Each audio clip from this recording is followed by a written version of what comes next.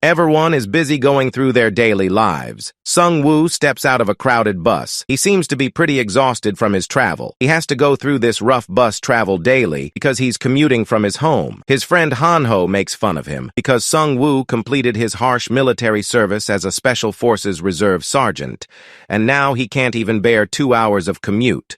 Seongwu gets back at Hanho by reminding him that he did not even complete his military service because of a girl Miami. After hearing this insult, Hanho becomes completely silent, and they head towards their class on their way. Seongwu feels a bit bad about the silence of his friend and asks him if Hanho is crying. Hanho points towards the sky at the top of the library building and tells Seongwu that he saw a message in the sky saying downloading monsters, and that message disappeared after the timing reached 100%. Seongwu thinks Hanho is sad about his previous girlfriend. And he is seeing things in the sky because he spends most of his time playing video games. Who tells Hanho to snap back to reality, and they both head towards their respective classes during the lectures. Seongwu becomes a bit dizzy, and it's hard for him to stay awake as suddenly a blackout happens and all lights went out. A system message popped up in front of everyone in the class. It was written in the system message to pick a class, which can help them in the apocalypse after that. A 15 seconds timer started and different skill cards with stars appeared in front of the class. Some students panicked and asked others not to pick anything because it could be dangerous, so Seongwu is skeptical about them and thinks not choosing a card within the 15 seconds is going to be even more dangerous. Seongwu tried to pick a warrior card with 2 stars, but a fat kid. Min-sue picked it before him, and a sword appeared in his hand. Seongwu became a bit panicked and picks a random card with the most stars. The card he picked belonged to the 5 stars Necromancer class, and the skill card went inside him after the timer was up. Seongwu and the fat kid Min-sue were the only ones who had chosen any cards.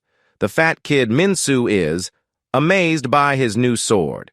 After a while, a student rushes into class, and there's a small monster on his back, which looks like a goblin, and he's constantly stabbing the shoulder of the student, who is crying for help. He keeps crying for help until the goblin kills him. In cold blood, everyone starts running away from the goblin, leaving Seongwu at the front, because they think it's their turn. Next, some students request Min-sue to do something because he's the only guy with the sword, but Min-sue is a coward, and he's not quick enough to adapt to this situation. Seongwu also thinks that depending on Min-sue is useless, and he has to get out of this situation on his own. The goblin plunges towards Seongwu with this small dagger. Seongwu thinks that he will also be done for if he gets caught up like the previous kid.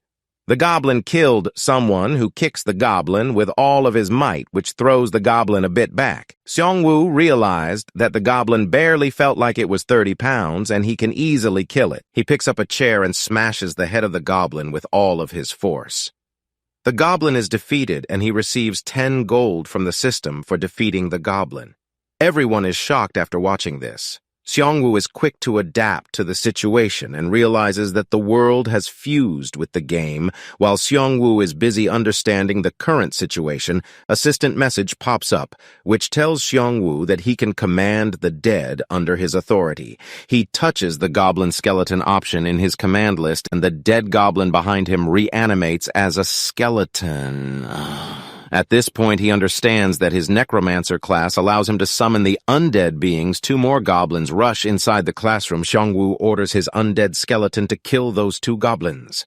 The skeleton plunges at one goblin and stabs him in the shoulder. The stab wound is not deep enough, and he gets pushed back by the goblin. Both goblins gang up on him and start chomping off his bones one by one.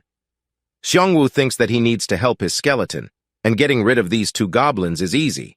But he needs a proper weapon, so he asks Min-sue for his sword. But Min-sue is a coward and rejects him.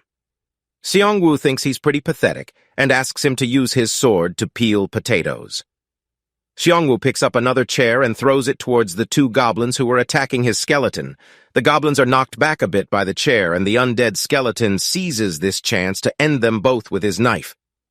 Seongwu receives 20 gold for defeating both goblins. After the fight ended, Seongwu received another system message that he has maxed out the number of minions under his authority.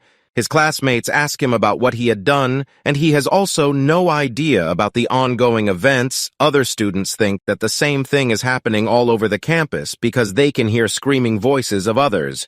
But when someone opens the curtains on the windows, he witnesses fires all around the city. Some students decide that they need to leave the campus if they want to survive in the corridor.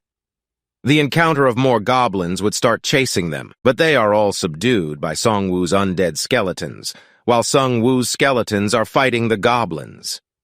He asks the other students to run away while they hold the goblin song.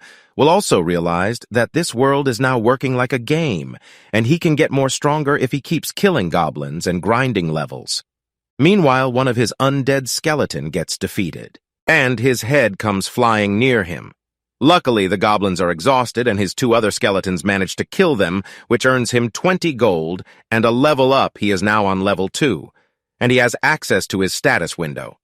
5 random skill cards appear in front of him, and he can choose one as a level-up gift. He chose a card which increased his maximum number of minions by 1. He can now control up to 4 undead skeletons at once, but he has used up most of his mana because he called up so many skeletons. Seongwu looks outside the window, and it seems like the situation outside is worse than the campus itself. While he's going downstairs with the skeletons, Hanho gets freaked out by one of his skeletons and stabs it in the head. Hanho becomes relieved after seeing someone who tells him that these skeletons are part of his skill. Someone asks which class did Hanho picked, and Hanho replies that he picked 1-star rogue class. They are both heading down the stairs with the skeletons, but suddenly a message pops up saying that they have received synergy with a dagger. It turns out if 5 members of a party have a dagger equipped, they will receive a 10 fatal blow chance and 10 additional gold. While they are moving down the stairs with the skeletons, they encounter another pack of goblins, and there is a goblin chief among them. The governments become affected by a skill called Scent of Death, which weakens their stats by 30%. Scent of Death activates automatically when there are 4 to 5 skeletons present in the party. Skeletons start attacking the goblins, but the goblin chief activates a skill called Wild Berserker, which buffs all the goblins.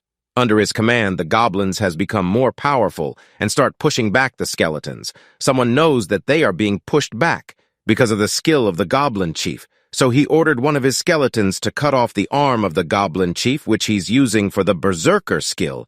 The skeleton manages to chop off the arm of the chief, which weakens the goblins, and the skeletons finish them off with ease. Goblin chief is enraged, but he is easily killed by the skeletons working in synergy.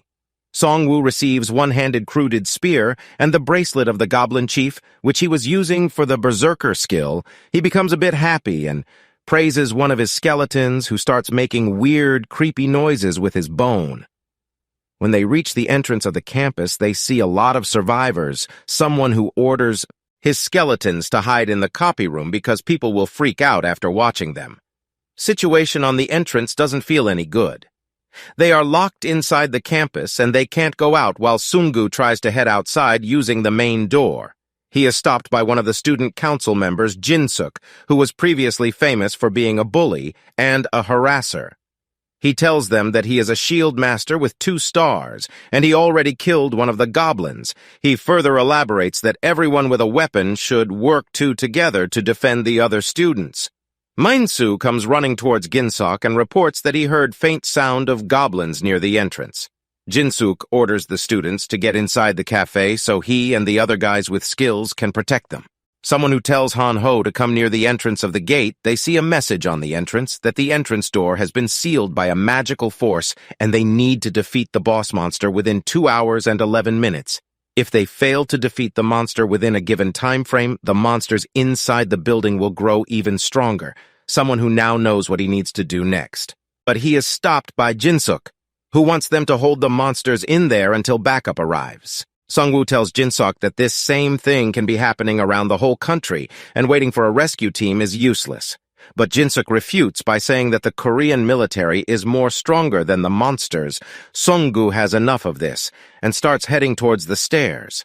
But he is stopped by an approaching group of 5 goblins. someone who orders his skeletons to come out after watching the skeletons. Everyone freaks out because they think skeletons are part of the Monsters Union, but someone tells them that they don't need to be scared because they belong to his class, which is stronger than the idiot.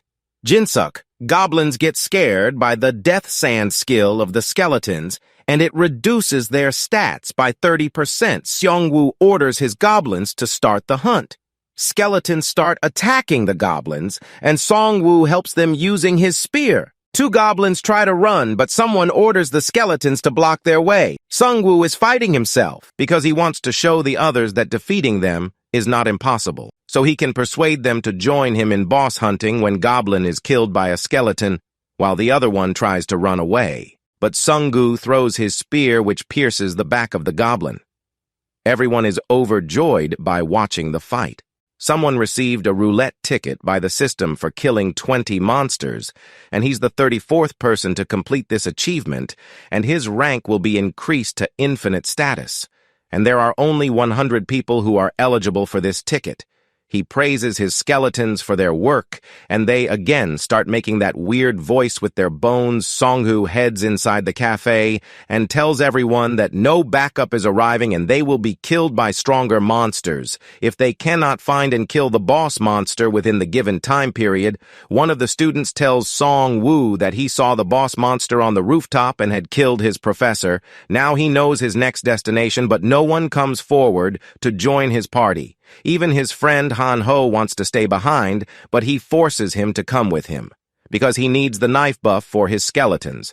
A 23-year-old girl, Chi Soo-yoon, comes forward. She has a 3-star class called Tiger Hunter. Seongwu asks Ginsuk to come up with them, but he's a coward, so he makes an excuse that he needs to stay behind to defend the other students.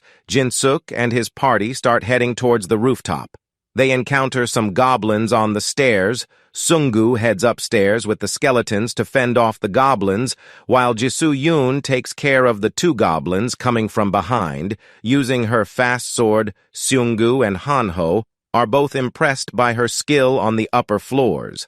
They encountered an injured Professor Huang. Professor Huang tells Seongwu that most of his students are dead because they tried to head to the rooftop according to the instructions of emergency evacuation manual, but they encountered the boss monster there, and most of the students were killed. Professor Huang instructs Seongwu to never go towards the rooftop, and these prove to be his last words. Seongwu receives a new exclusive quest after the death of his professor. The quest says that he can appease the grudge of the dead by defeating the boss monster within the given time limit, and this choice is going to affect his destiny. Seongwu gets more furious and heads toward the rooftop to fight the boss with his companions.